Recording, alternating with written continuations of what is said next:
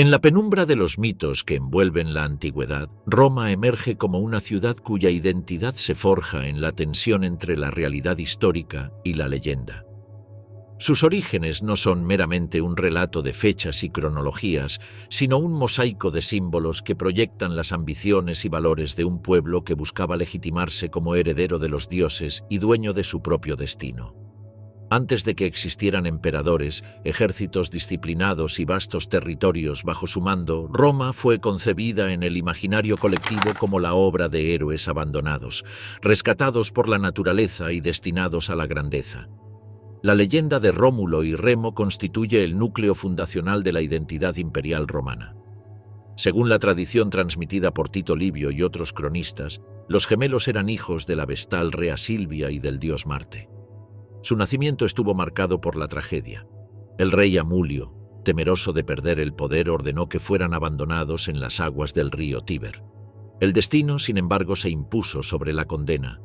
Una loba, símbolo de fuerza y fertilidad, los amamantó en una gruta del Palatino conocida como el Lupercal, hasta que un pastor, Faustulo, los encontró y los crió como propios.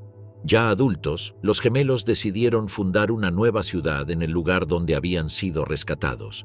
La rivalidad sobre qué colina debía ser el centro del asentamiento, el Palatino para Rómulo, el Aventino para Remo, llevó a un enfrentamiento fatal.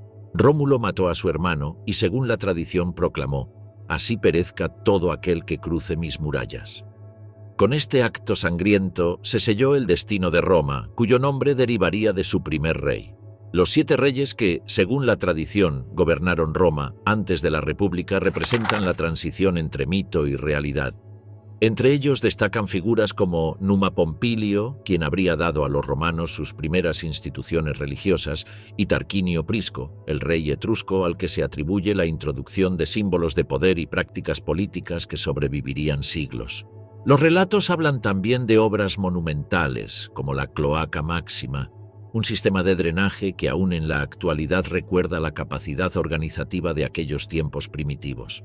Sin embargo, la arqueología ha mostrado que bajo estas narraciones se esconde un proceso real: la lenta fusión de aldeas dispersas alrededor de las colinas del Tíber en un solo núcleo urbano, influenciado por pueblos vecinos como los etruscos y los latinos. Los etruscos, en particular, desempeñaron un papel crucial en la configuración temprana de Roma. Su influencia se percibe en la arquitectura, en los ritos religiosos y en la organización política. El uso del arco, los rituales de adivinación y los símbolos de mando, como las fasces, tienen su origen en esta cultura del centro de Italia. El último de los reyes, Tarquinio el Soberbio, encarna el cierre de este ciclo fundacional.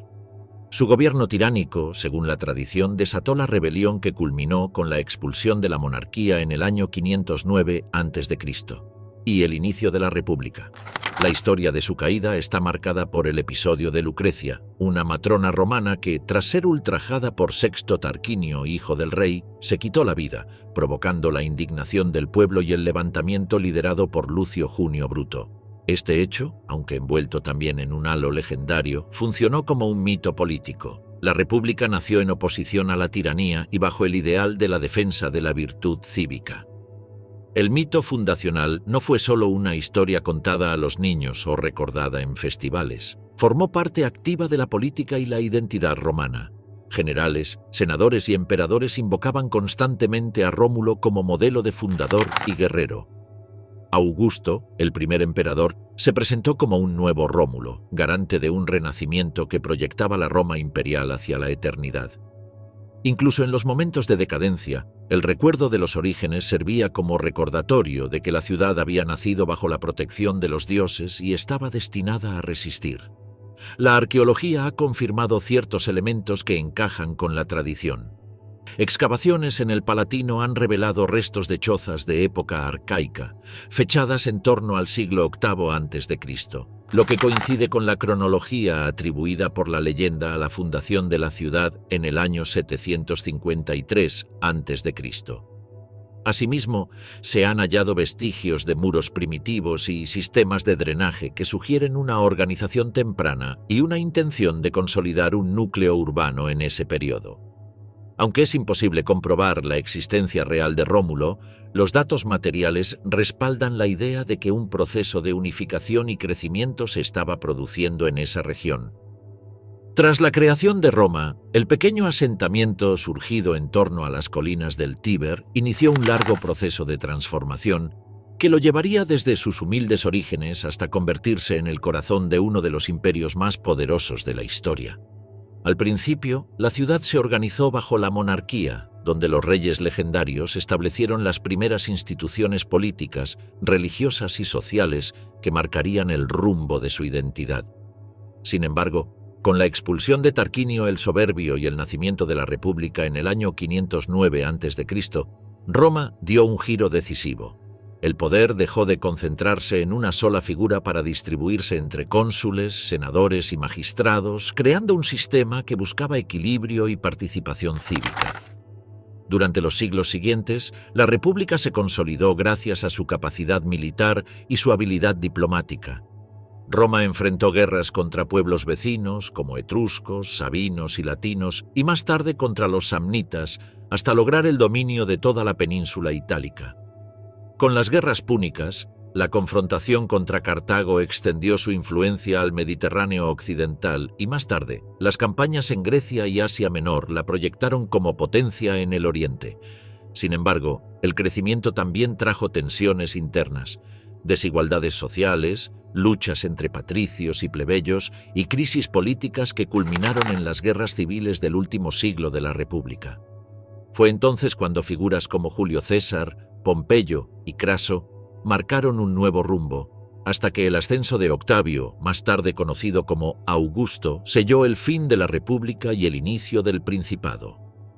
Bajo Augusto, Roma alcanzó un equilibrio inédito: estabilidad política, reformas administrativas, expansión territorial y un florecimiento cultural que inauguraron la llamada Pax Romana.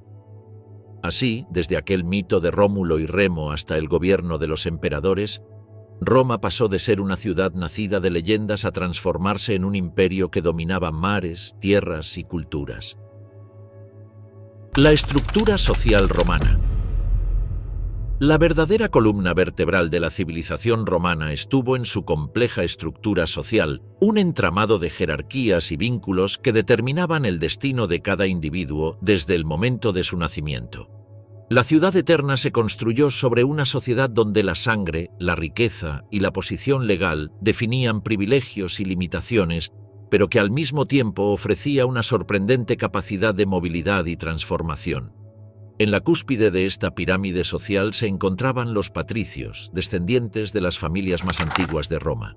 Según la tradición, eran los herederos directos de los primeros senadores nombrados por Rómulo, conocidos como patres.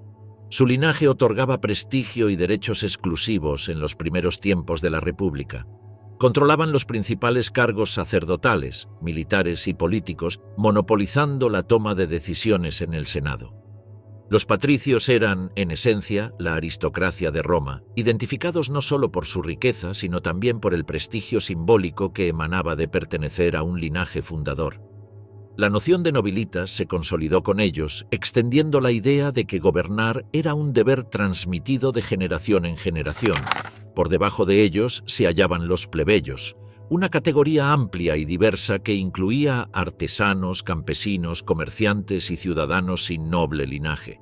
Aunque desde los primeros siglos de la República carecían de acceso a los más altos cargos y eran relegados en el sistema político, representaban la gran mayoría de la población y, con el tiempo, se convirtieron en la fuerza vital de Roma.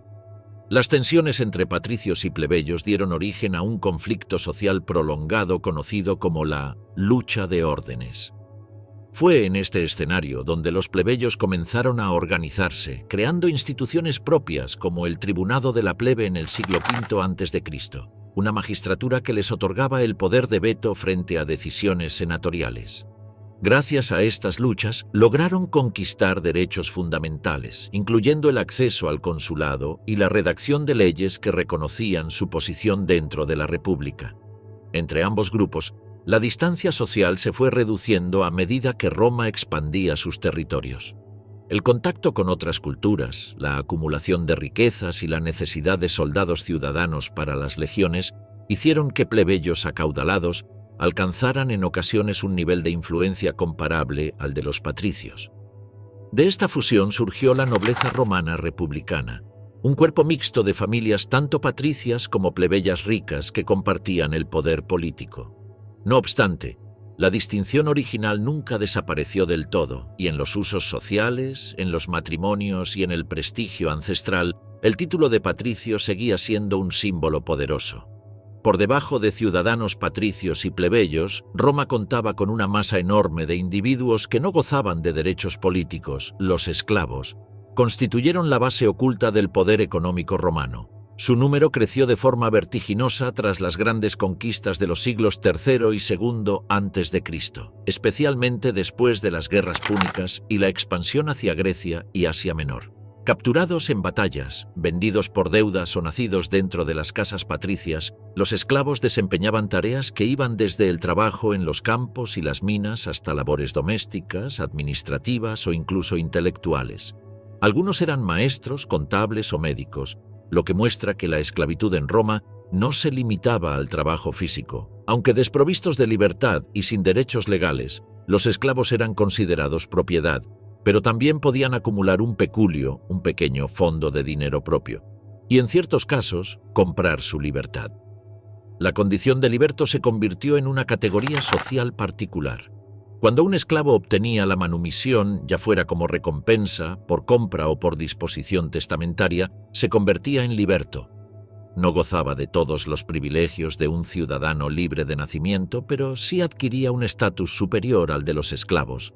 Los libertos solían mantener lazos de dependencia con sus antiguos amos, pero también podían prosperar como comerciantes, artesanos o empresarios. De hecho, muchos libertos acumularon fortunas significativas en épocas imperiales, llegando a ocupar posiciones de influencia en la administración palaciega. Su ascenso social simbolizaba la flexibilidad del sistema romano, capaz de absorber y transformar incluso a quienes habían sido esclavizados.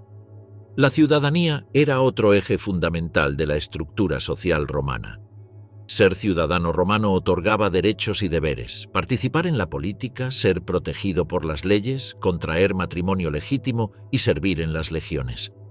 Durante los primeros siglos, esta condición estaba restringida a los habitantes de Roma y sus alrededores, pero con la expansión territorial fue extendiéndose. Tras la guerra social en el 91 a 88 a.C., se concedió la ciudadanía a todos los pueblos de Italia y con el tiempo, emperadores como Caracalla la ampliaron a casi todos los habitantes libres del imperio mediante la Constitutio Antoniniana del año 212 después de Cristo. La ciudadanía se convirtió en un instrumento de integración, uniendo bajo un mismo marco legal a millones de personas de diferentes orígenes, religiones y culturas. En este entramado social también se encontraban los clientes, una figura clave en las relaciones personales y políticas. Los clientes eran hombres libres, en su mayoría plebeyos o libertos, que dependían de un patrono, generalmente un patricio o un ciudadano influyente, para obtener protección, favores o apoyo económico. A cambio, ofrecían lealtad y servicios, como acompañar a su patrono en público o apoyarlo en las votaciones. Este sistema de clientela generaba una red de vínculos que articulaba la vida política y reforzaba la jerarquía social, mostrando cómo incluso los ciudadanos libres podían quedar atrapados en relaciones de dependencia. La movilidad social, aunque difícil, no era imposible en Roma. Un plebeyo podía ascender gracias a la riqueza o al servicio militar, un esclavo podía convertirse en liberto y prosperar, y un liberto podía heredar fortuna y prestigio a sus hijos, quienes ya serían ciudadanos plenos. En este sentido, la sociedad romana combinaba rigidez y flexibilidad. Estaba marcada por barreras de nacimiento y estatus, pero ofrecía caminos para escalar posiciones mediante el mérito, la ambición o la fortuna. El peso del honor y la reputación fue otro rasgo distintivo. No se trataba únicamente de ocupar un lugar en la jerarquía, sino de demostrar públicamente la dignidad y la virtud asociadas a esa posición. Los patricios estaban obligados a exhibir su nobleza a través de magistraturas y obras públicas. Los plebeyos acaudalados debían sostener su influencia con generosidad hacia la comunidad, y los libertos enriquecidos eran vistos con suspicacia si ostentaban demasiado poder. La sociedad romana era una permanente representación de estatus, donde cada gesto y cada espacio servían como escenario de visibilidad social. La vida cotidiana en la ciudad. Roma no era solo un imperio forjado en conquistas, ni una urbe monumental de mármoles y columnas.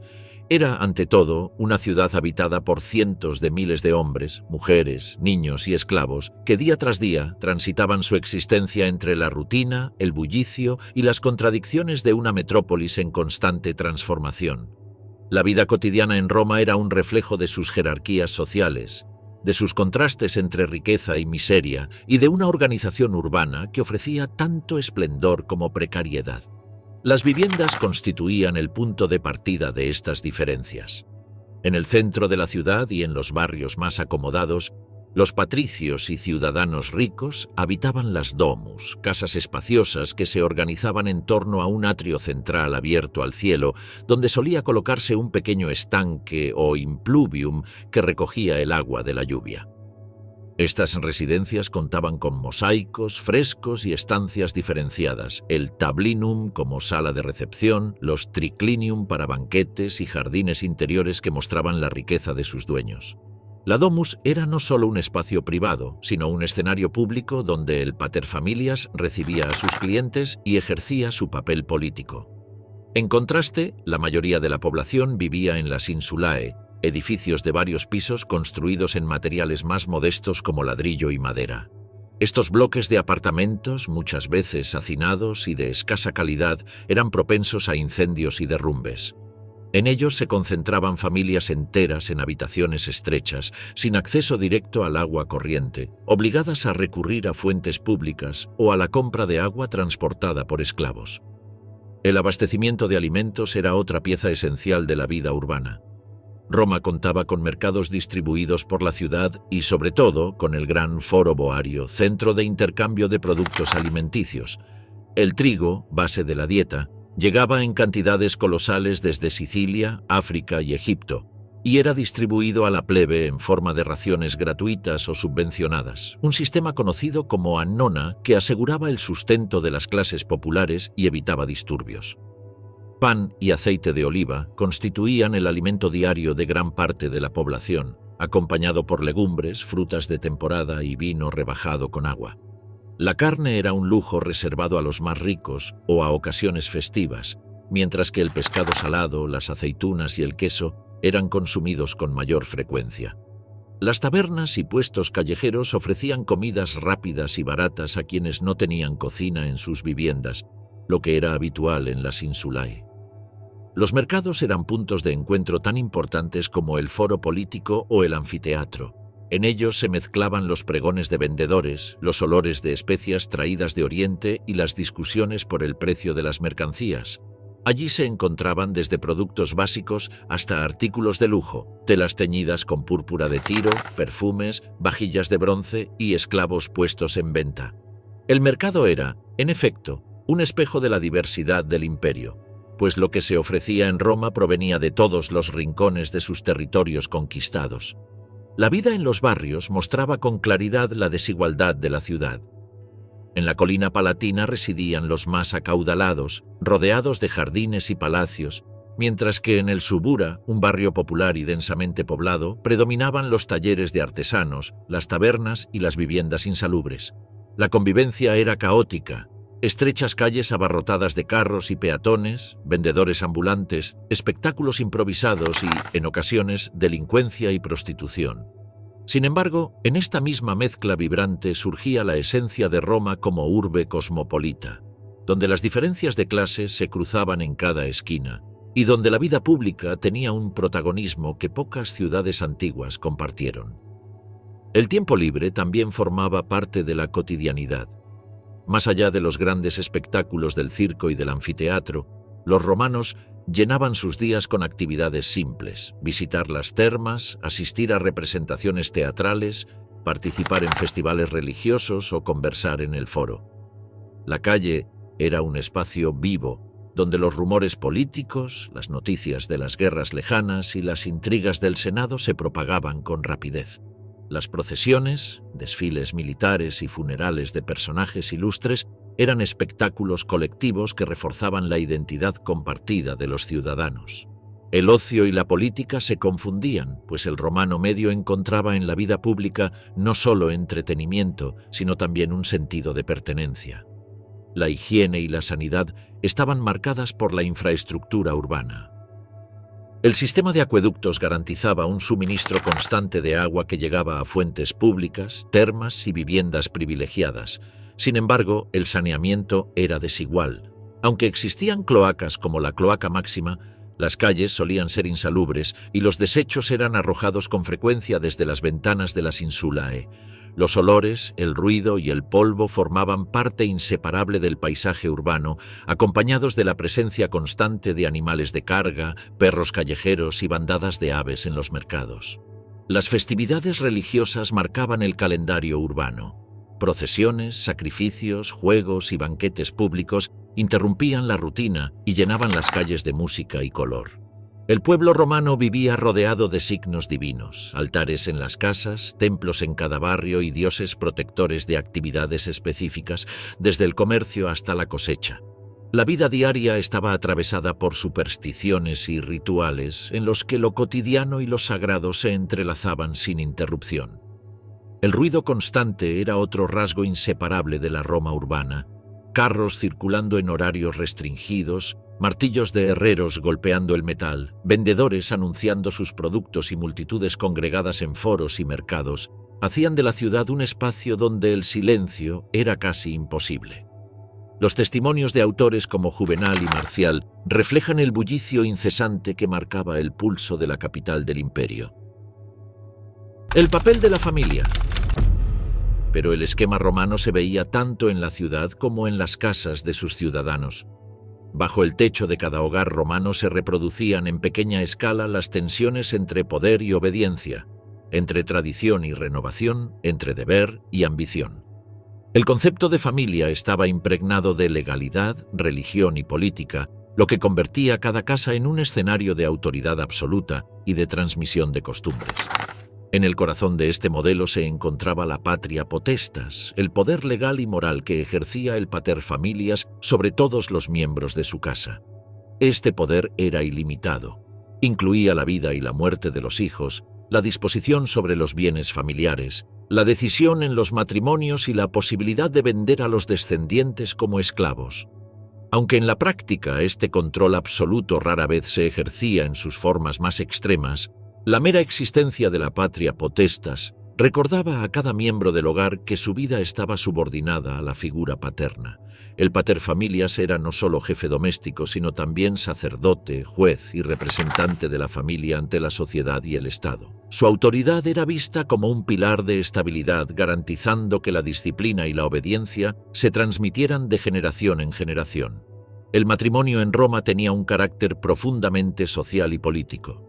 No se trataba únicamente de una unión afectiva, sino de una institución regulada por costumbres y leyes, diseñada para asegurar la continuidad de la familia y fortalecer alianzas entre clanes.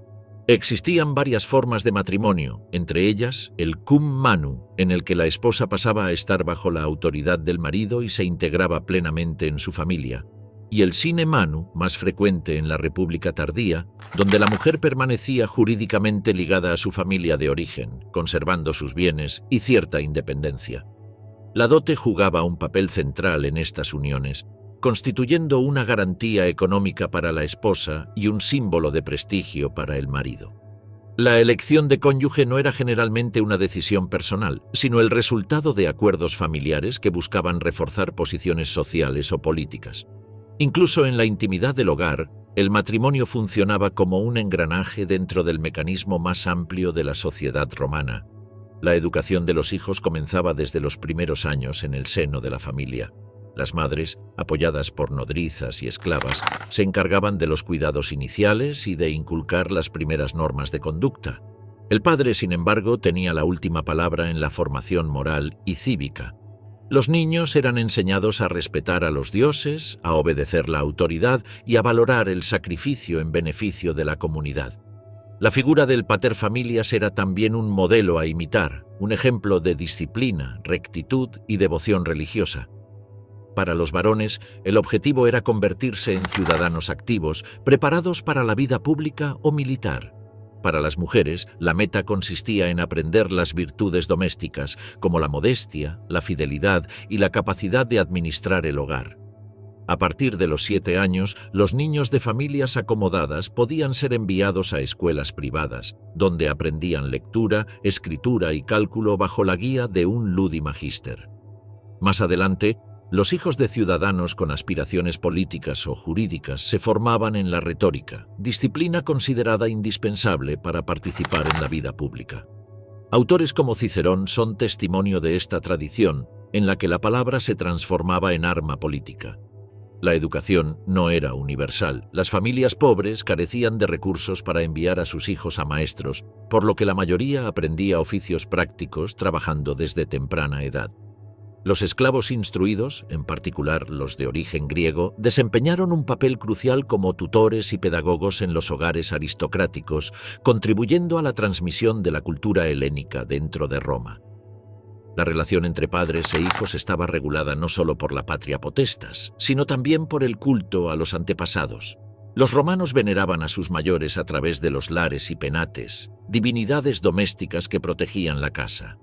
En las festividades familiares, los retratos de cera de los ancestros eran exhibidos en procesiones, recordando a cada nueva generación que su identidad estaba ligada a una cadena de linajes. La educación de los hijos incluía la transmisión de esta memoria, inculcándoles la obligación de honrar el nombre familiar y prolongar su prestigio. La familia, de esta manera, no era solo una unidad práctica, sino un puente entre los muertos, los vivos y los que aún estaban por nacer.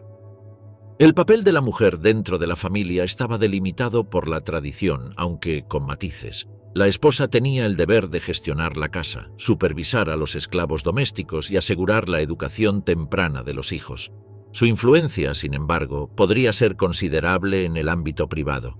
Aconsejaba al marido, participaba en las decisiones sobre matrimonios y, en algunos casos, administraba bienes propios. Si bien la autoridad formal recaía en el paterfamilias, la realidad mostraba que muchas mujeres ejercían un poder indirecto, tanto en la economía familiar como en la vida social. La moral romana idealizaba la figura de la matrona como símbolo de virtud y honor, al tiempo que condenaba con severidad cualquier conducta considerada indecorosa. El nacimiento y la crianza de los hijos estaban rodeados de rituales y decisiones que reflejaban la dureza de la sociedad romana. Tras el parto, el recién nacido era colocado a los pies del padre, quien decidía si lo aceptaba o lo rechazaba. En caso de rechazo, el destino podía ser la exposición en un lugar público, donde el niño era abandonado, a veces recogido por otras familias o convertido en esclavo. Esta práctica, aunque chocante a la mirada contemporánea, revela hasta qué punto la supervivencia del infante dependía de la voluntad y del juicio del paterfamilias. La aceptación implicaba la integración en la comunidad familiar y, con ello, la incorporación a la vida social y religiosa de Roma. El ejército romano. Si la política y las instituciones dieron forma a la identidad de Roma, fue el ejército el que talló sus fronteras y aseguró su permanencia. Desde sus primeras luchas contra pueblos vecinos hasta las campañas que extendieron el imperio desde Britania hasta Mesopotamia, las legiones romanas fueron el instrumento decisivo de expansión y control. La disciplina, las innovaciones tácticas y la capacidad de absorber recursos y hombres de los territorios conquistados hicieron del ejército romano uno de los más formidables de la historia antigua. La disciplina militar era la piedra angular del poder romano. La vida del legionario estaba regida por normas estrictas, donde la obediencia absoluta era la base del orden. Los castigos eran duros. La desobediencia, la cobardía o la deserción podían pagarse con la flagelación, la pérdida de salario o incluso con el decimatio, un castigo colectivo en el que 1 de cada 10 hombres era ejecutado por sorteo. Al mismo tiempo, las recompensas eran claras: botines de guerra, concesiones de tierras al licenciarse y el prestigio social de haber servido bajo las águilas romanas. Este equilibrio entre castigo y recompensa generaba un ejército comprometido con la victoria y dispuesto a soportar las condiciones más duras. El entrenamiento forjaba cuerpos resistentes y mentes acostumbradas al sacrificio.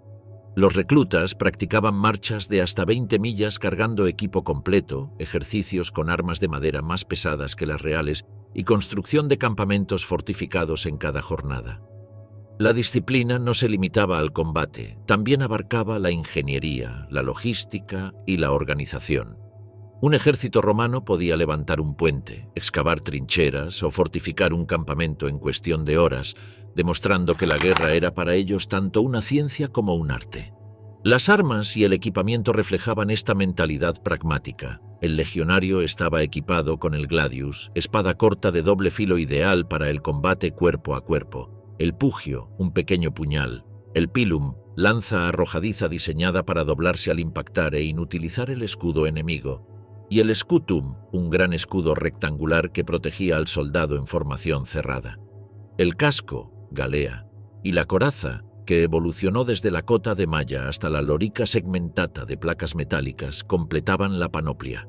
Este equipo no solo era eficaz en el campo de batalla, sino también símbolo de pertenencia a una máquina de guerra organizada, en la que cada soldado era parte de un engranaje colectivo. El orden de batalla de las legiones estaba cuidadosamente estructurado. Una legión en época imperial contaba con alrededor de 5.000 a 6.000 hombres, divididos en cohortes, centurias y manípulos. Cada centuria estaba dirigida por un centurión, figura clave cuya autoridad práctica superaba en ocasiones a la de los propios tribunos. El estandarte de la legión, el águila de plata u oro, era el corazón simbólico de la unidad. Perderla equivalía a una deshonra insuperable. Las formaciones, como la célebre testudo, donde los soldados entrelazaban sus escudos formando un caparazón impenetrable, muestran la combinación de disciplina y creatividad que caracterizaba a las legiones. El ejército romano también se nutría de aliados y tropas auxiliares. Estos contingentes, reclutados entre pueblos conquistados, aportaban caballería, arqueros, honderos y guerreros especializados que complementaban la infantería pesada legionaria. Así, hispanos expertos en el uso de la falcata, númidas con su caballería ligera o sirios con sus arcos compuestos, enriquecían la diversidad táctica del ejército. Tras años de servicio, muchos auxiliares obtenían la ciudadanía romana, lo que convertía a la guerra en un canal de integración cultural y política. Las campañas militares fueron el motor de la expansión romana. En los primeros siglos, las guerras contra etruscos, latinos y samnitas consolidaron el dominio en la península itálica. Más tarde, las guerras púnicas contra Cartago enfrentaron a Roma con un enemigo capaz de poner en jaque su supervivencia. La victoria sobre Aníbal y la destrucción de Cartago en el 146 a.C. marcaron el comienzo de una supremacía mediterránea. En Oriente, las campañas contra Macedonia y los reinos helenísticos incorporaron a Grecia y Asia Menor, mientras que en Occidente, la conquista de Hispania se prolongó durante siglos de resistencia local. Cada victoria no solo ampliaba los territorios, sino que multiplicaba el número de esclavos, recursos y riquezas que nutrían a la ciudad eterna. El ejército no era únicamente un instrumento de conquista, sino también de construcción imperial. Allí donde marchaban las legiones, dejaban tras de sí calzadas, puentes y fortificaciones. Las vías militares no solo servían para desplazar tropas con rapidez, sino que se convertían en arterias de comercio y comunicación que unían el imperio. Los campamentos temporales, organizados con precisión geométrica, a menudo se transformaban en colonias permanentes que daban origen a nuevas ciudades. El soldado romano no era únicamente un guerrero, era también ingeniero, constructor y colonizador. La figura del general adquiría un papel decisivo en este engranaje. En la República, cónsules y procónsules lideraban a las legiones, pero el éxito militar podía traducirse en ambiciones políticas desmesuradas. Mario y Sila, en el siglo I a.C., mostraron cómo el ejército podía convertirse en herramienta de poder personal. Julio César llevó este proceso al límite. Sus campañas en la Galia no solo ampliaron las fronteras de Roma, sino que cimentaron su prestigio como líder indiscutible. El cruce del Rubicón en el 49 a.C., cuando desafió la autoridad del Senado al entrar con sus tropas en Italia, simboliza el poder transformador del ejército en la política romana. Bajo el imperio, los generales seguían desempeñando un papel clave, pero su autoridad estaba supeditada al emperador, comandante supremo de todas las legiones. El ejército romano fue también un escenario de rebeliones y crisis. La disciplina férrea no impedía que surgieran motines cuando los soldados se sentían mal pagados o utilizados en campañas interminables. Las guerras civiles del siglo I a.C. y las revueltas militares en la época imperial muestran que las legiones podían ser tan peligrosas para Roma como para sus enemigos. Emperadores fueron proclamados o depuestos por la voluntad de los soldados, lo que otorgaba al ejército un poder político latente que a menudo se manifestaba en momentos de debilidad institucional. El impacto cultural y psicológico del ejército sobre Roma fue profundo. Para el ciudadano, servir en las legiones era un honor y un camino hacia la gloria o la prosperidad. Para los pueblos sometidos, ver llegar a las legiones significaba enfrentarse a una maquinaria casi invencible. El temor que inspiraban los estandartes romanos se mezclaba con la admiración por su organización y eficacia. La fama de invulnerabilidad acompañó a Roma durante siglos, hasta que las derrotas en lugares como Teutoburgo en el año 9 después de Cristo recordaron que ninguna fuerza era eterna. En los últimos siglos del imperio, el ejército sufrió transformaciones profundas. El reclutamiento se abrió cada vez más a pueblos bárbaros que aportaban contingentes enteros de federados.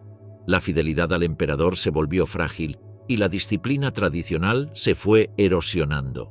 La fuerza que había forjado un imperio inmenso comenzó a fragmentarse, incapaz de contener las invasiones que finalmente desbordaron las fronteras. El Coliseo romano y la ley del pan y circo. Ninguna otra civilización antigua hizo del entretenimiento un eje tan central de su identidad colectiva como Roma. Los romanos vivían y morían en los escenarios públicos de su ciudad, desde los anfiteatros donde resonaba el choque del acero hasta los circos donde rugía la multitud al paso de los caballos. El ocio no era un mero pasatiempo, era un mecanismo de control social, una afirmación de poder y un reflejo de la brutalidad y el refinamiento que convivían en la cultura romana. Los gladiadores se convirtieron en los protagonistas más célebres de este teatro de sangre. Eran, en su mayoría, esclavos, prisioneros de guerra o criminales condenados, aunque también hubo hombres libres que, atraídos por la gloria o la necesidad económica, se ofrecían voluntariamente para combatir. Entrenados en escuelas especiales conocidas como ludi, vivían bajo una estricta disciplina y eran instruidos por veteranos expertos, llamados doctores. Cada gladiador era especializado en un tipo de combate y portaba un armamento distintivo. El retiarius con su red y tridente, el secutor con su casco liso y espada corta, el mirmillón con escudo pesado y casco adornado, o el tracio con su daga curva. Estas categorías no eran arbitrarias. Estaban diseñadas para ofrecer duelos espectaculares en los que cada estilo tenía fortalezas y debilidades frente a otro, como si de un tablero de ajedrez sangriento se tratara. El anfiteatro Flavio, conocido como el Coliseo, fue el epicentro de estas luchas.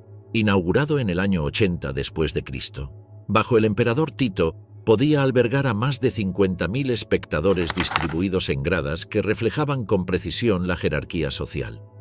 En los asientos más cercanos a la arena se situaban los senadores y magistrados. En los niveles superiores, la plebe, y en lo más alto, de pie, mujeres y esclavos.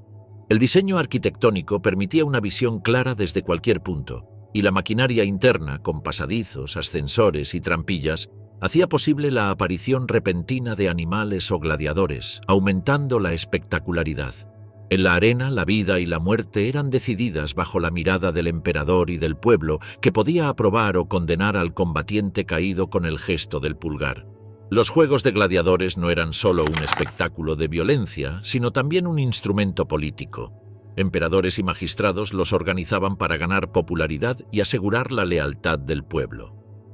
Panem et circenses, es decir, pan y circo, resumía la estrategia. Mientras la población recibiera alimento y entretenimiento, se mantenía en calma, apartada de las intrigas y tensiones políticas. En este sentido, el espectáculo era un medio de cohesión y de control, un recordatorio constante del poder de quienes gobernaban. La muerte en la arena estaba cargada de simbolismo.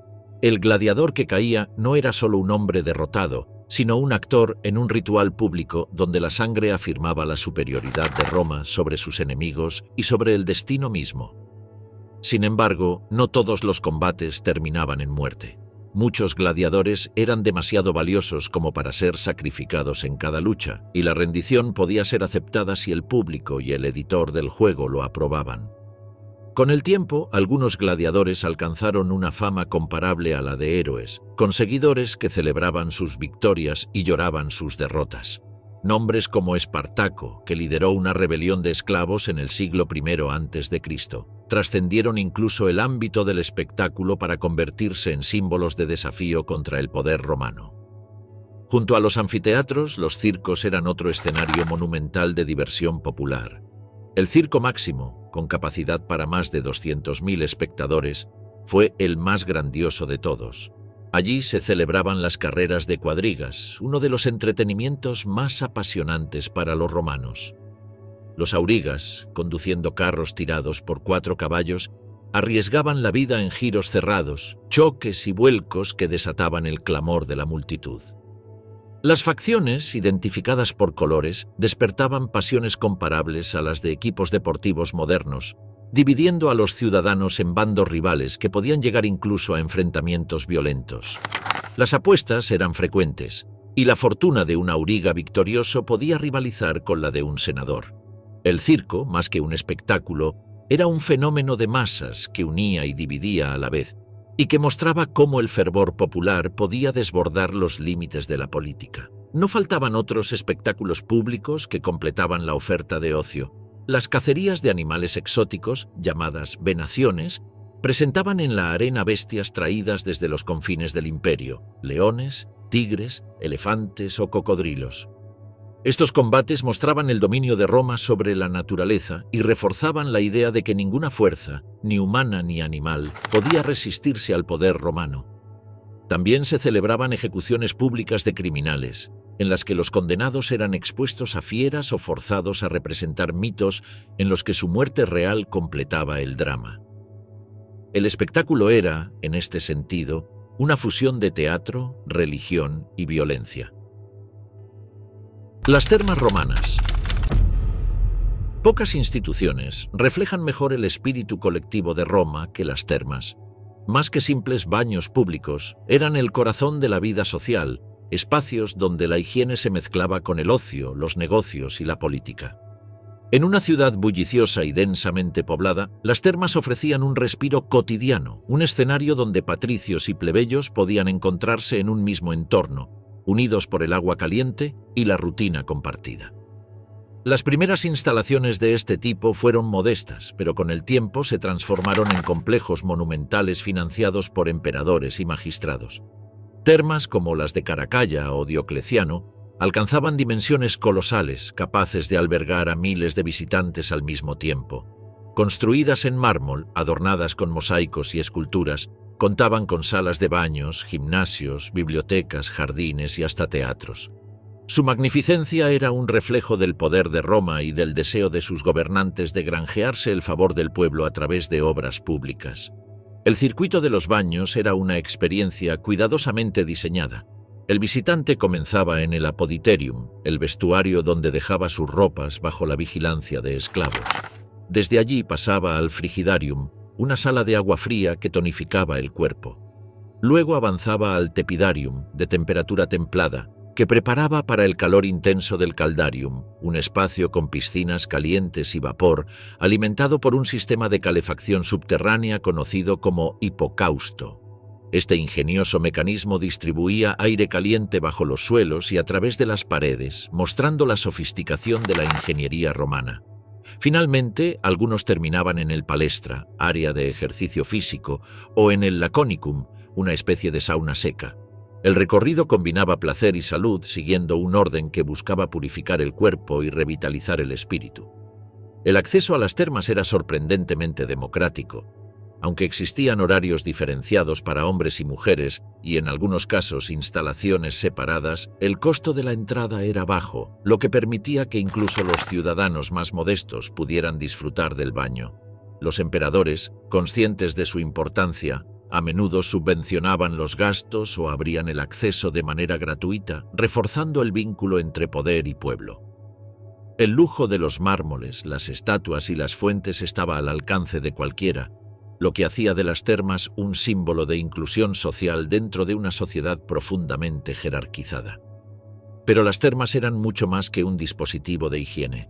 Eran un foro social, un lugar donde se conversaba de política, se cerraban acuerdos comerciales y se tejían intrigas. Senadores y comerciantes podían cruzarse en los pasillos. Poetas recitaban versos en las bibliotecas anexas. Filósofos discutían con jóvenes aprendices en los jardines. Los negocios se cerraban en las salas calientes tanto como en el Senado y las amistades se fortalecían compartiendo el mismo vapor. Para muchos romanos, la visita a las termas era la parte central de su jornada, tan importante como el mercado o el foro. Las termas también reflejaban la cultura del cuerpo en Roma. El ejercicio físico, practicado en los gimnasios anexos, formaba parte del ritual. Los romanos corrían, levantaban pesas rudimentarias, jugaban a la pelota y se entrenaban en luchas ligeras. Tras la actividad, los baños servían para relajar los músculos y limpiar el sudor, seguidos de masajes con aceites aromáticos que completaban la experiencia. El cuidado corporal no era visto como un lujo, sino como una necesidad ligada al ideal de ciudadanía activa y saludable. La vida popular dentro de las termas tenía un aire vibrante. Vendedores ambulantes ofrecían golosinas y perfumes, músicos animaban las salas con melodías, y los rumores corrían de boca en boca con la rapidez del vapor. Era un espacio donde las barreras sociales se difuminaban. Un esclavo podía compartir la piscina con un patricio, aunque las diferencias de estatus no desaparecieran del todo. El contacto físico y visual en un entorno común creaba una sensación de comunidad difícil de encontrar en otros ámbitos de la ciudad. La arquitectura de las termas fue un despliegue de poder y de técnica. Los romanos dominaron el uso del hormigón, lo que les permitió construir bóvedas gigantescas y salas abiertas de dimensiones inéditas. Las termas de Caracalla, inauguradas en el 216 después de Cristo, ocupaban más de 11 hectáreas y podían albergar hasta 1.600 bañistas simultáneamente. Columnas monumentales, mosaicos policromos y estatuas colosales decoraban los ambientes, transformando el acto cotidiano de bañarse en una experiencia estética. Incluso las termas más modestas, presentes en casi todas las ciudades del imperio, reproducían en pequeña escala esta grandeza arquitectónica. Los sistemas de abastecimiento eran igual de impresionantes. Los acueductos conducían el agua desde manantiales lejanos hasta las cisternas de la ciudad, desde donde se distribuía hacia las termas. El hipocausto, alimentado por hornos que requerían gran cantidad de leña, mantenía las piscinas calientes y el aire cálido. Miles de esclavos y trabajadores estaban dedicados al mantenimiento de estos complejos, lo que demuestra la magnitud logística que implicaba ofrecer baños diarios a decenas de miles de ciudadanos. Las termas, además, eran un espacio de integración cultural. Viajeros, soldados licenciados, comerciantes extranjeros y peregrinos compartían sus costumbres y relatos en las salas calientes. El cosmopolitismo del imperio encontraba en las termas un punto de encuentro cotidiano, donde la diversidad se mezclaba en torno al agua y el vapor. Era un recordatorio de que Roma no era solo una ciudad, sino el centro de un mundo vasto y plural. La religión y las supersticiones. Para los romanos, los dioses no eran seres lejanos ni abstractos, sino presencias constantes que intervenían en cada aspecto de la existencia. El hogar, el foro, el campo de batalla y hasta las decisiones políticas estaban regulados por rituales que buscaban asegurar el favor divino. La religión romana era menos un sistema de creencias que un conjunto de prácticas y obligaciones. Lo importante no era la fe interior, sino la correcta ejecución de los ritos que mantenían el equilibrio entre los hombres y los dioses. El panteón romano se formó a partir de una fusión de tradiciones locales y extranjeras. En sus orígenes, Roma veneraba a divinidades agrícolas ligadas a la fertilidad de la tierra y al ciclo de las estaciones. Con el tiempo, la influencia etrusca y griega enriqueció este repertorio. Así, Marte pasó de ser un dios de la agricultura a convertirse en dios de la guerra. Júpiter se consolidó como rey de los dioses, protector del Estado. Juno representó la maternidad y la vida cívica, y Minerva simbolizó la sabiduría y las artes. A su lado convivían divinidades menores, espíritus tutelares y dioses extranjeros absorbidos a medida que Roma expandía sus fronteras. Esta capacidad de integración era una de las mayores fortalezas de la religión romana. Admitir nuevos dioses significaba absorber nuevas culturas bajo el dominio de Roma. La práctica religiosa estaba marcada por un formalismo riguroso. Los sacrificios de animales, las libaciones de vino, las plegarias recitadas palabra por palabra, eran ejecutados bajo la supervisión de sacerdotes especializados. Cualquier error en el ritual lo invalidaba y debía repetirse, pues los dioses exigían precisión más que devoción. El calendario romano estaba repleto de festividades en honor a diversas divinidades, donde se mezclaban procesiones, banquetes y juegos públicos. La religión, en este sentido, no se limitaba al templo. Impregnaba la vida cívica, reforzando el vínculo entre la comunidad y sus dioses protectores. El papel de los sacerdotes era esencial en esta estructura. El colegio de pontífices, encabezado por el Pontifex Maximus, velaba por la correcta observancia de los ritos y el calendario sagrado. Los augures interpretaban los signos divinos en el vuelo de las aves o en fenómenos naturales, determinando si una decisión política o militar contaba con la aprobación de los dioses. Los flamines, sacerdotes dedicados a un dios específico, mantenían cultos particulares.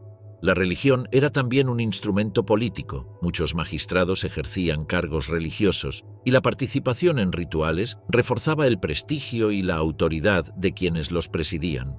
La superstición convivía estrechamente con la religión oficial.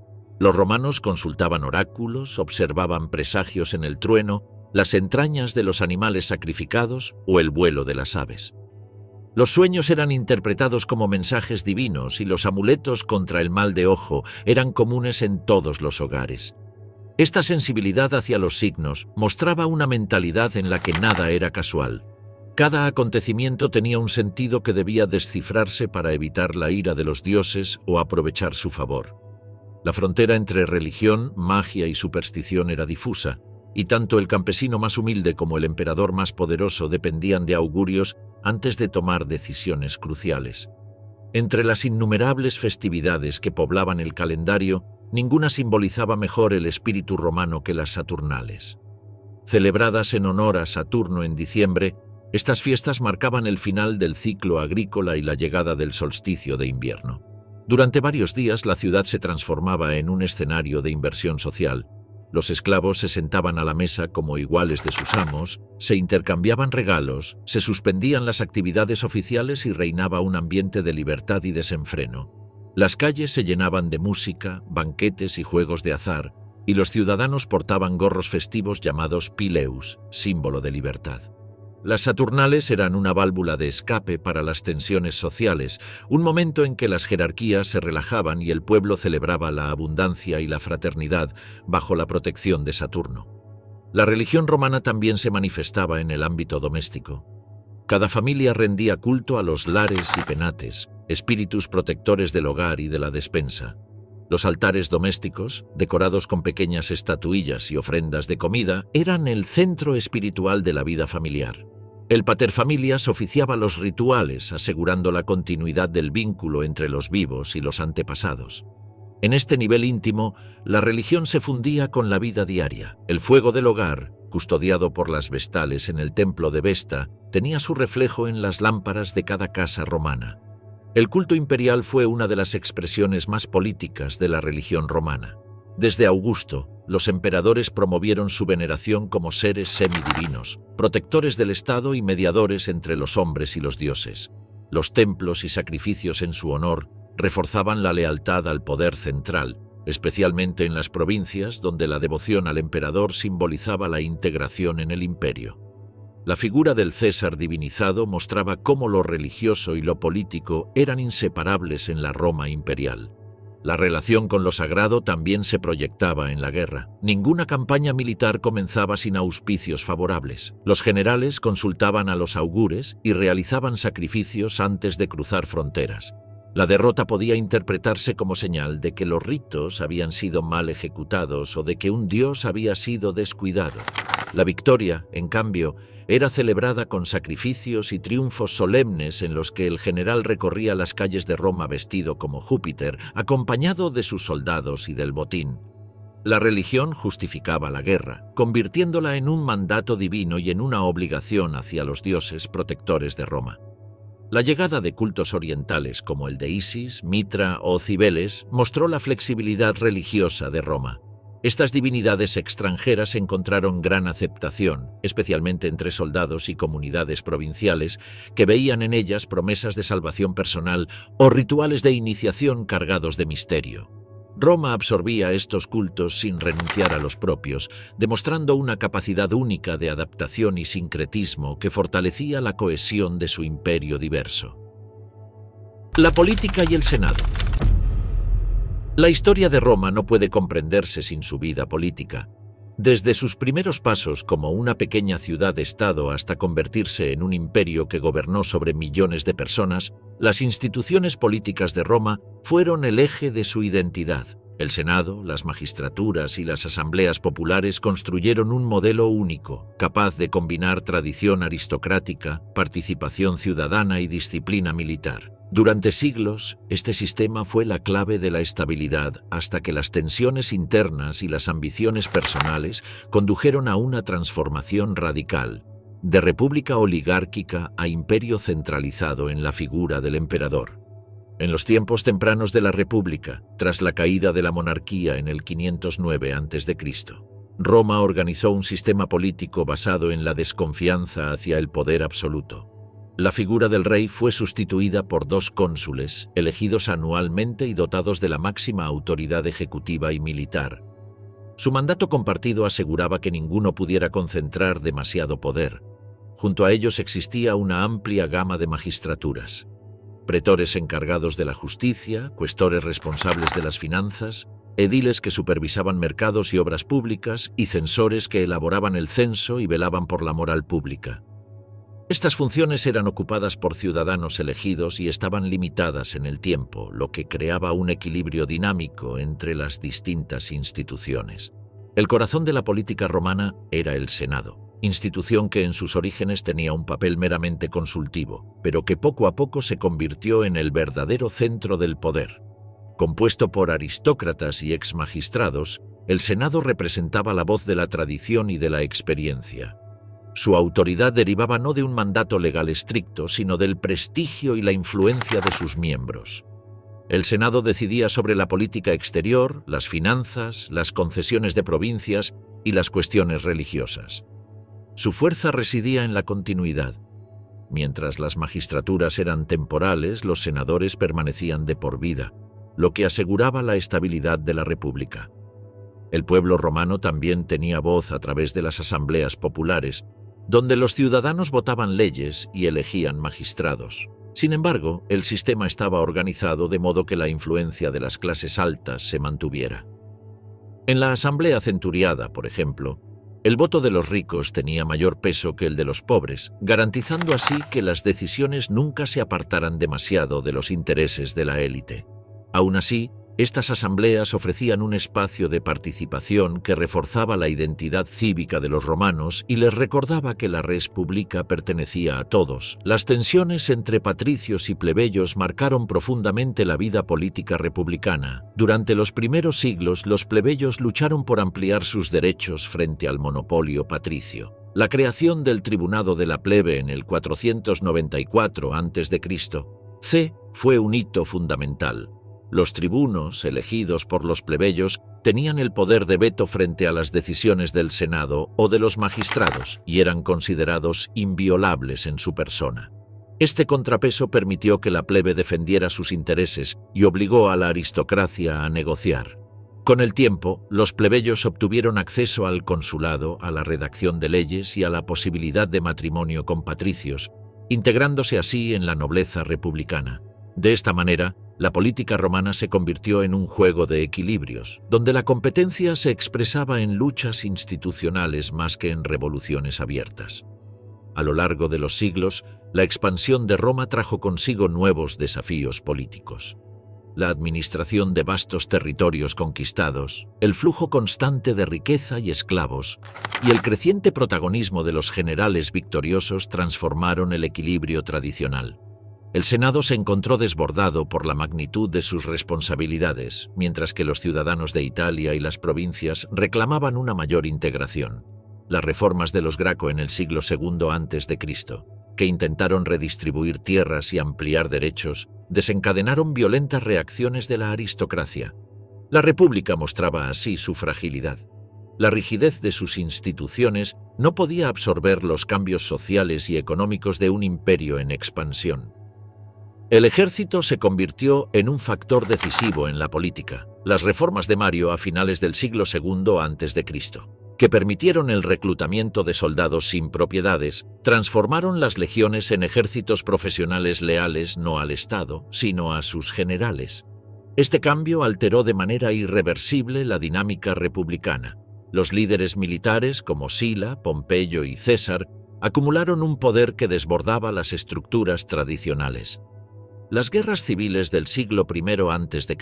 fueron el resultado inevitable de este proceso, donde las legiones decidían el destino de la República más que las urnas o los debates senatoriales.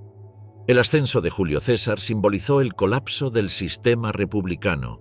Su dictadura, iniciada en el 49 a.C., tras cruzar el Rubicón, mostró que el poder personal podía imponerse sobre las viejas instituciones.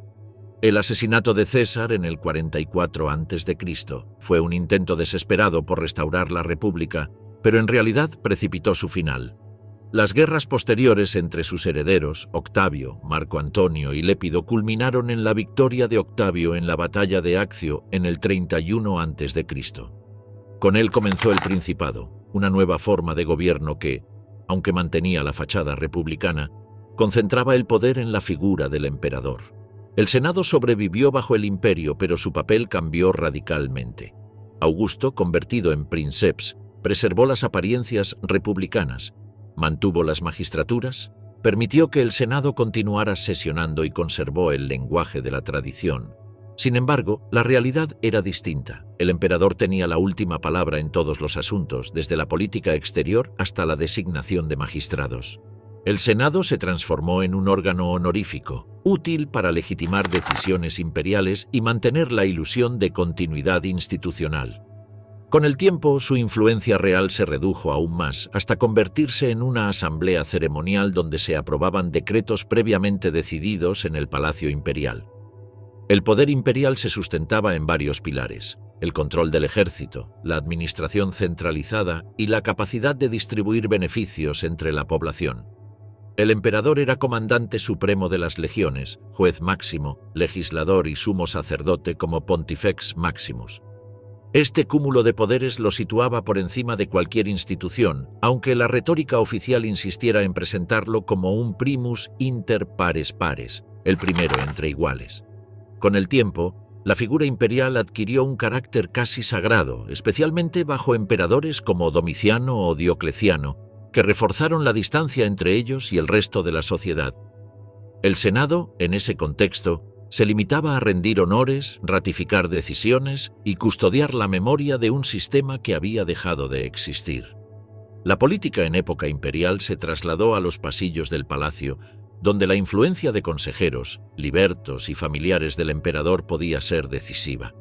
La corte reemplazó al foro como escenario central de poder. Sin embargo, el prestigio del Senado siguió siendo útil. Muchos emperadores procuraban conservar buenas relaciones con él, conscientes de que representaba la voz de la tradición y la aristocracia romana. Incluso cuando su poder real era nulo, el Senado seguía siendo un símbolo necesario de continuidad. La esclavitud y los libertos.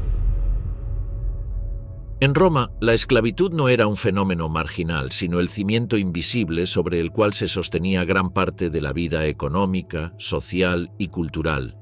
Desde los campos de Italia hasta los palacios imperiales, los esclavos estuvieron presentes en cada rincón de la ciudad y del imperio. Su número llegó a ser tan alto que en algunos periodos se calcula que representaban hasta 1/3 de la población. Eran conquistados en guerras, comprados en mercados, nacidos de madres esclavas o condenados por deudas y delitos. Sin ellos, Roma no habría podido alimentar a sus ciudades, mantener su lujo ni expandirse con tanta rapidez. El trabajo de los esclavos abarcaba todos los ámbitos de la vida romana. En el campo cultivaban los latifundios que abastecían de trigo, aceite y vino a la ciudad. En las minas extraían metales preciosos en condiciones miserables, con una esperanza de vida reducida a pocos años. En los talleres fabricaban cerámicas, textiles o armas.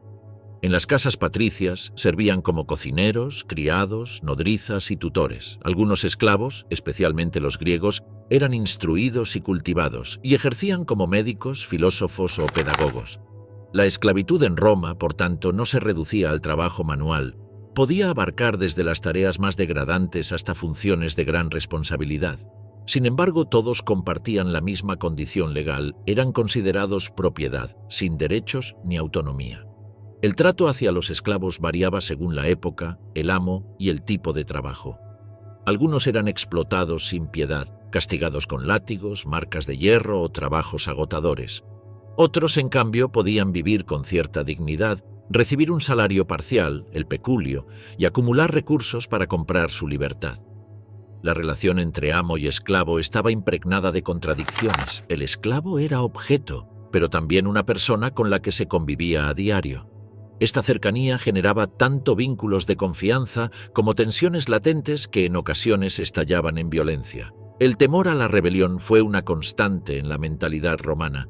Ningún episodio lo simboliza mejor que la rebelión de Espartaco, la mayor insurrección de esclavos de la antigüedad, en el año 73 a.C. Este gladiador tracio escapó de una escuela de Capua junto a decenas de compañeros. Lo que comenzó como una fuga se transformó en una revuelta masiva.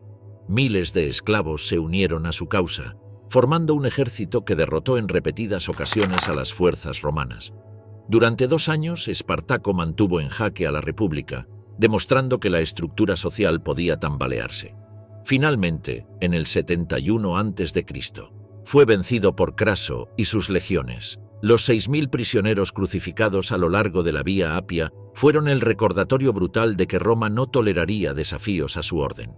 La rebelión de Espartaco no solo mostró la fuerza latente de los esclavos, sino también el miedo profundo que albergaban los romanos a una subversión generalizada. A pesar de la dureza del sistema, la esclavitud en Roma ofrecía una posibilidad de transformación: la manumisión. El esclavo que lograba comprar su libertad con su peculio, ser liberado por voluntad del amo o por disposición testamentaria, pasaba a convertirse en liberto. La manumisión era tan frecuente que las autoridades tuvieron que establecer leyes para regularla. Los libertos adquirían la condición de hombres libres, aunque no gozaban de todos los derechos de los ciudadanos de nacimiento. Estaban ligados a sus antiguos amos mediante lazos de clientela. Debían lealtad y servicios a sus patronos, quienes a su vez les ofrecían protección. Aún así, la libertad significaba un salto enorme en la escala social y la posibilidad de forjar un nuevo destino. Muchos libertos prosperaron notablemente. Algunos se dedicaron al comercio y acumularon fortunas que rivalizaban con las de familias senatoriales. Otros alcanzaron puestos en la administración imperial, especialmente bajo los emperadores, que confiaban en ellos por su lealtad y por estar al margen de las viejas aristocracias. Figuras como Narciso o Palas, libertos influyentes en la corte de Claudio, muestran hasta qué punto un esclavo liberado podía llegar a controlar resortes de poder. Aunque despreciados por la nobleza tradicional, los libertos se convirtieron en una clase intermedia dinámica, puente entre el mundo servil y la ciudadanía plena. La posibilidad de ascenso no terminaba con ellos. Los hijos de libertos nacían ya como ciudadanos romanos, con acceso a derechos plenos. De esta manera, la esclavitud, aunque brutal y opresiva, contenía en su seno un mecanismo de integración social. Roma convertía al vencido en esclavo, pero también le ofrecía la posibilidad de convertirse en romano, de fusionarse con la sociedad que lo había sometido. Esta paradoja explica en parte la capacidad del imperio para absorber poblaciones tan diversas y mantener su cohesión durante siglos. La visión cultural de la esclavitud en Roma era ambivalente. Por un lado, se consideraba natural e indispensable. Por otro, los filósofos reflexionaban sobre su injusticia. Séneca, en sus cartas, recordaba que los esclavos eran seres humanos y merecían un trato digno, aunque nunca cuestionó el sistema en sí. En la literatura y el teatro, los esclavos aparecían como personajes astutos, cómicos o trágicos, reflejando su presencia constante en la vida romana. En los epitafios, algunos libertos dejaron inscripciones orgullosas de su nueva condición, agradeciendo a sus patronos o celebrando su ascenso. La esclavitud era, en definitiva, una realidad tan arraigada que atravesaba todos los ámbitos de la sociedad. Con el tiempo, la afluencia masiva de esclavos comenzó a disminuir. Las conquistas se redujeron y la economía del imperio tardío se apoyó cada vez más en colonos ligados a la tierra, una figura intermedia entre el esclavo y el campesino libre. El papel de la mujer. La mujer en Roma vivió bajo un sistema que, en apariencia, limitaba su influencia a los márgenes de la vida privada. La ley y la tradición la situaban en un lugar subordinado al padre o al marido, sin derechos políticos ni posibilidad de ocupar cargos públicos. Sin embargo, en esa aparente invisibilidad se escondía un poder silencioso, ejercido en el ámbito doméstico, en las redes familiares y, en casos excepcionales, en la esfera política e imperial. Las romanas eran guardianas de las costumbres, mediadoras en la familia y, en algunos momentos, protagonistas decisivas de la historia. Desde el punto de vista legal, la mujer estaba sometida a la tutela masculina. En su niñez dependía del paterfamilias, cuya patria potestad se extendía sobre todos los miembros de la casa. Al casarse, pasaba al control de su esposo si el matrimonio era cum manu o conservaba la autoridad de su familia de origen en el sine manu, forma más frecuente en la época republicana tardía. En ambos casos, la mujer carecía de autonomía plena, no podía votar, no podía ser magistrada ni senadora y su papel jurídico estaba reducido. Sin embargo, estas restricciones no impedían que encontrara formas de acción en la vida social y económica. El hogar era el centro de su influencia. La matrona romana, esposa legítima de un ciudadano, representaba la honra y la dignidad de la familia. Era responsable de la administración doméstica, de la supervisión de esclavos y sirvientes y de la educación inicial de los hijos. La moral tradicional exaltaba virtudes como la castidad, la fidelidad y la industria, es decir, la dedicación al trabajo. Una mujer virtuosa era símbolo de prestigio para su marido y su conducta afectaba la reputación de toda la familia. En las inscripciones funerarias abundan los elogios a matronas que tejían lana y cuidaban de la casa, reflejo del ideal femenino romano.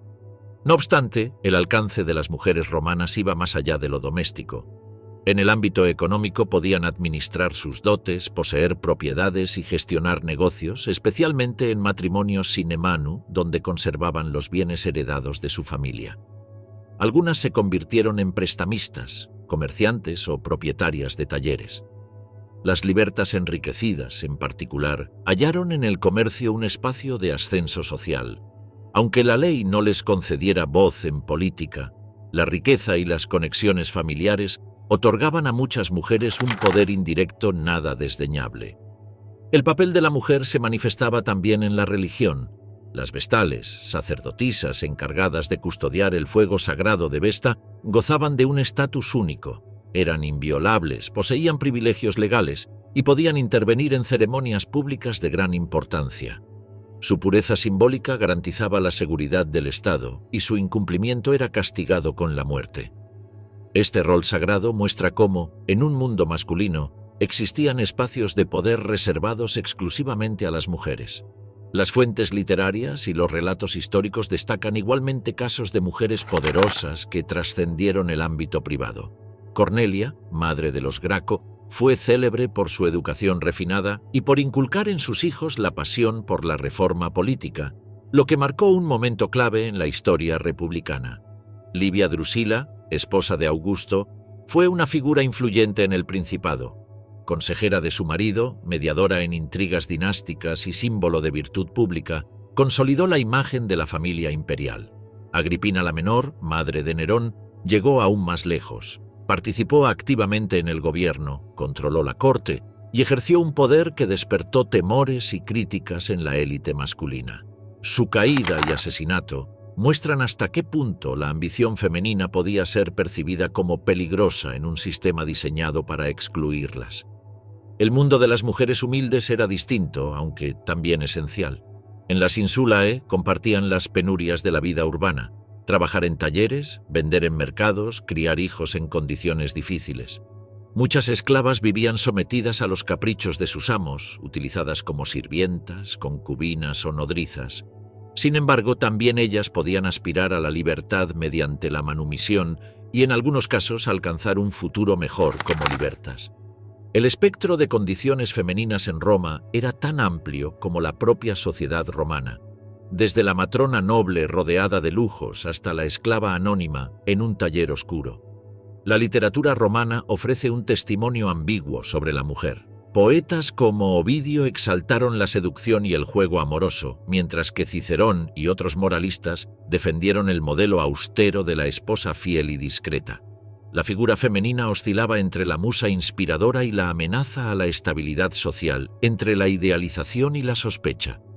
En los discursos de los hombres, la mujer era reflejo de virtudes o de vicios colectivos, nunca un actor plenamente independiente. Aún así, la misma abundancia de referencias demuestra que su presencia, aunque negada políticamente, era central en la vida cultural. La mujer romana también tuvo un papel en los rituales de la muerte y la memoria. Ellas eran las principales encargadas de los funerales, de llorar públicamente a los difuntos y de mantener los cultos domésticos a los antepasados. Con ello, se convertían en guardianas de la continuidad familiar, asegurando que la memoria de los muertos siguiera viva en las generaciones futuras. Su rol en este ámbito reforzaba la visión de que, aunque marginadas de la política, eran indispensables para la transmisión de la tradición. La arquitectura y la ingeniería. Roma no solo conquistó territorios con sus legiones, también los unió con piedra, hormigón y líneas rectas. Allí donde llegaban las águilas imperiales se levantaban acueductos, se tendían calzadas, se erigían anfiteatros y se planificaban ciudades que replicaban el modelo de la capital. La arquitectura y la ingeniería romanas fueron herramientas de dominio y símbolos de civilización, una manifestación tangible del poder de Roma que aún hoy, siglos después de la caída del imperio, sigue en pie como testimonio de su grandeza.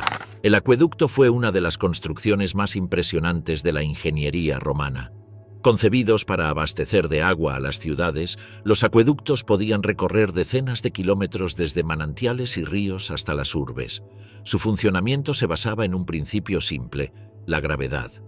A través de canales cubiertos y arcos monumentales, el agua fluía de manera constante, alimentando fuentes públicas, termas, casas privadas y sistemas de alcantarillado.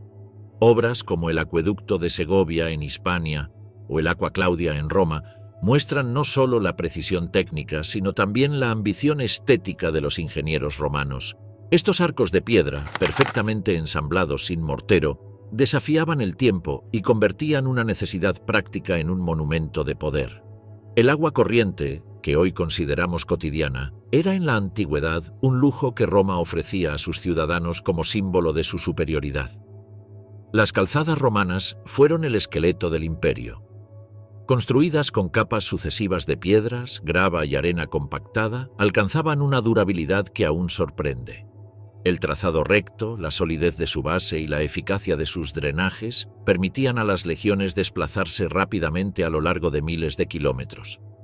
Frases como «todos los caminos llevan a Roma» no son meras metáforas. El sistema viario romano, con más de 80.000 kilómetros, conectaba provincias lejanas como Britania, Hispania y Siria con el corazón del imperio. Las calzadas no eran solo corredores militares, favorecían el comercio, la circulación de información y la integración cultural. A lo largo de estas rutas se levantaban mansiones o posadas estatales que ofrecían descanso y abastecimiento a viajeros y mensajeros. Cada piedra de las vías romanas era una promesa de orden y dominio, uniendo bajo un mismo horizonte territorios antes fragmentados.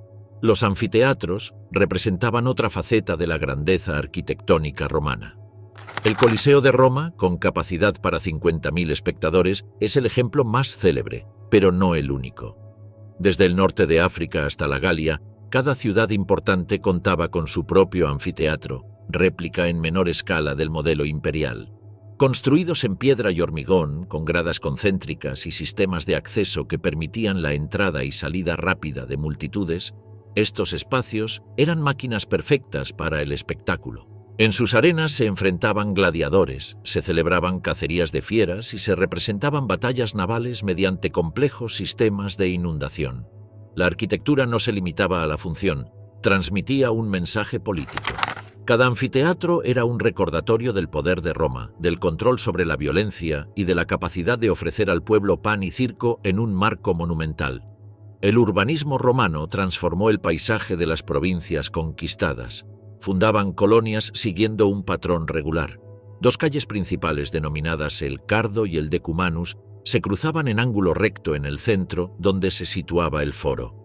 Alrededor se distribuían templos, termas, mercados y teatros, replicando la organización de Roma en miniatura. Este modelo urbano garantizaba no solo eficiencia funcional, sino también un sentido de identidad compartida.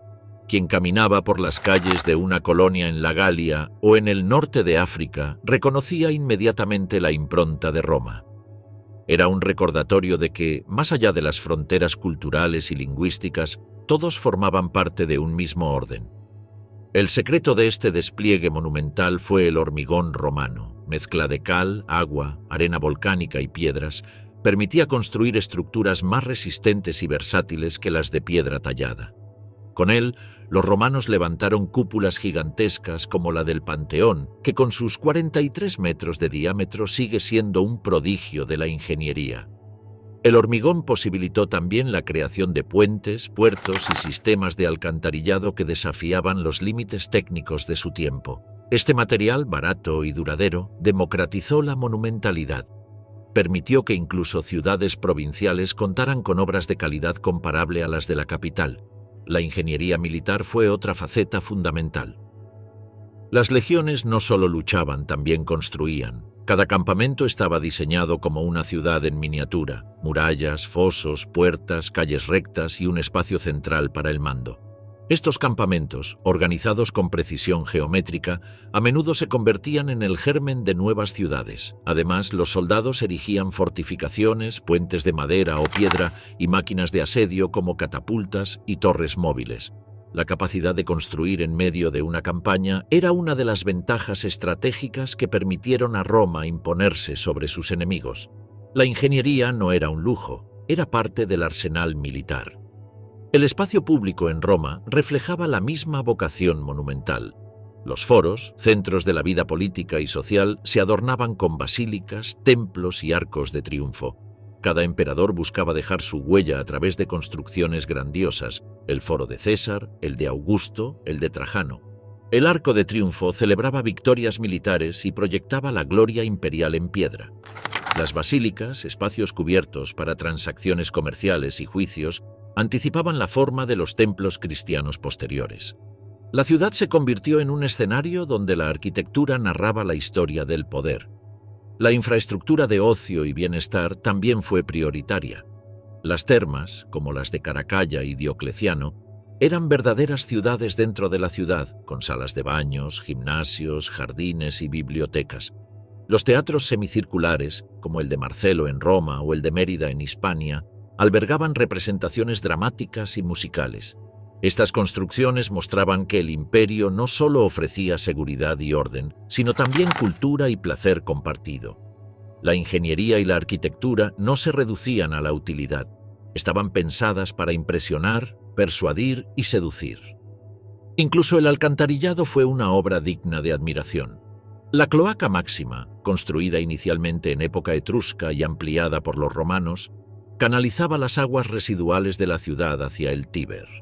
Este sistema de saneamiento, junto con los acueductos y las fuentes públicas, convirtió a Roma en una urbe relativamente salubre para su tamaño, muy por delante de otras ciudades antiguas. El control del agua, tanto limpia como residual, era una muestra del ingenio práctico de los ingenieros romanos.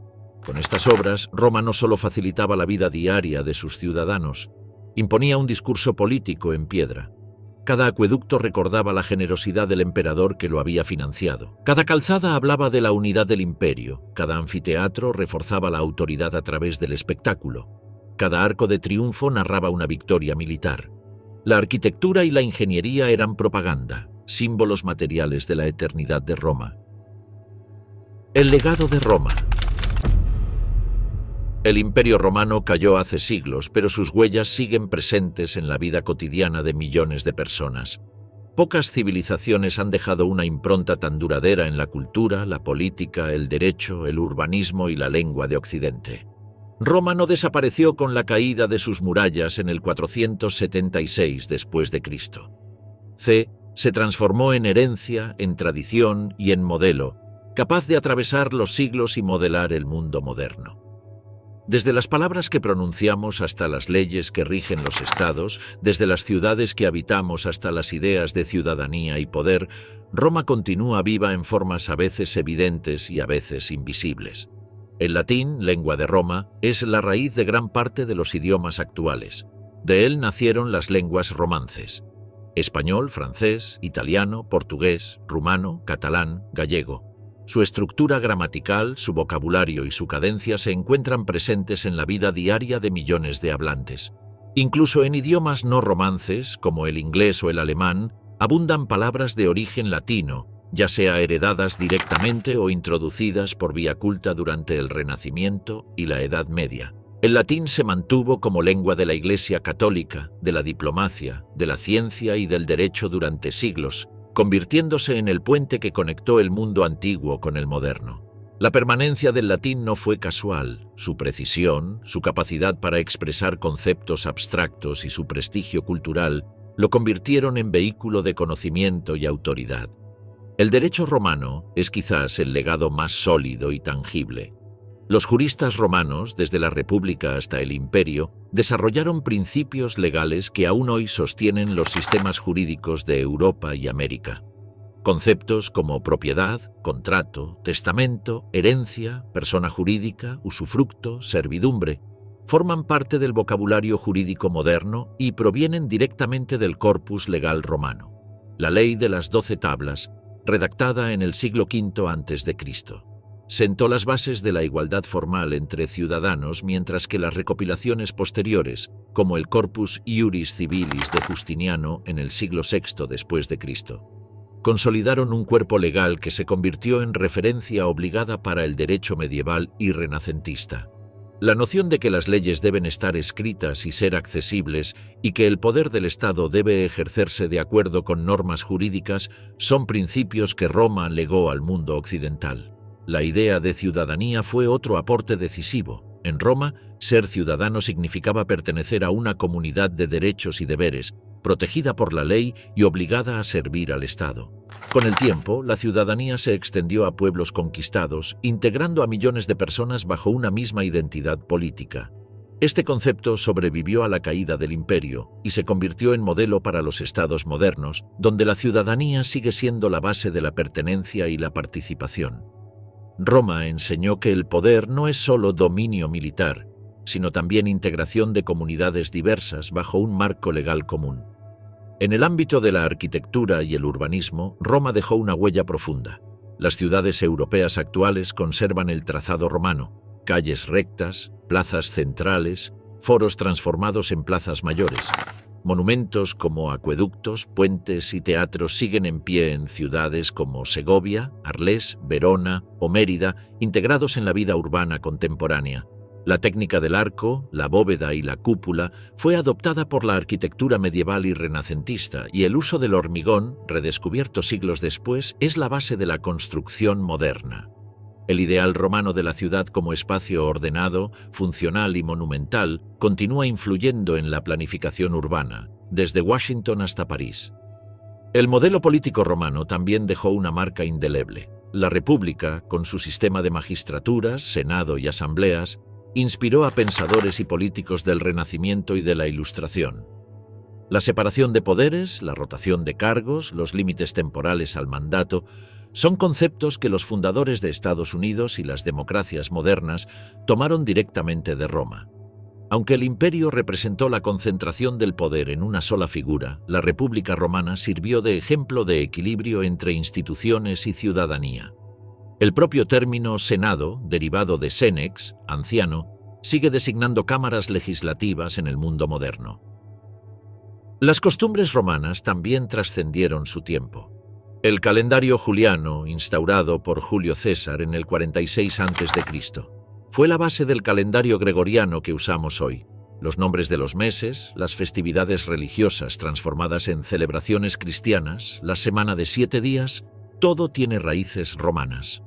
Prácticas como el uso de baños públicos, los espectáculos de masas o la organización de fiestas populares pervivieron bajo distintas formas en Europa medieval y moderna. Incluso la mesa europea heredó la influencia de Roma.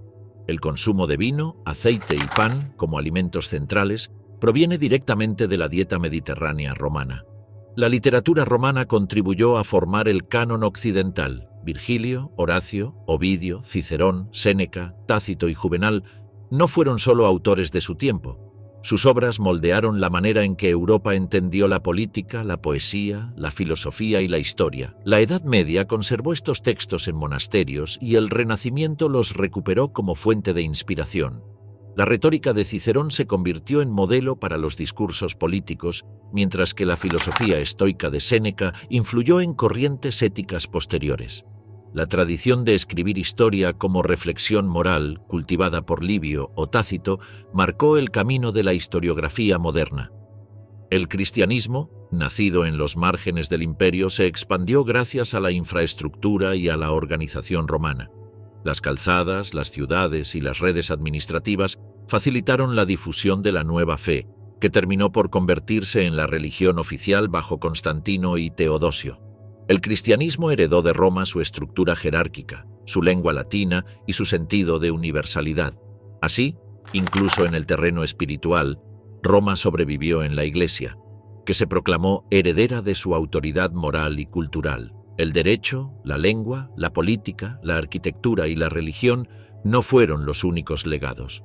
Roma transmitió también un imaginario de poder, un modelo de civilización que sirvió como referencia y aspiración. Los emperadores medievales del Sacro Imperio Romano Germánico, los papas en Roma, los monarcas renacentistas y los revolucionarios modernos se presentaron a menudo como continuadores de la tradición romana. La palabra imperio conserva todavía la resonancia de Roma y la idea de civilización occidental tiene en su núcleo la herencia romana.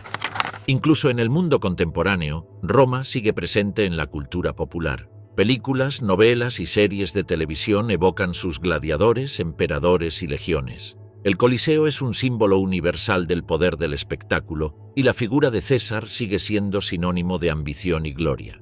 Los símbolos romanos, como el águila o las fasces, fueron retomados por estados modernos en su iconografía política. La misma idea de civilización que se contrapone a la barbarie proviene de la mentalidad romana, que se veía a sí misma como portadora de orden frente al caos exterior. Roma no fue eterna en lo político, pero sí en lo cultural.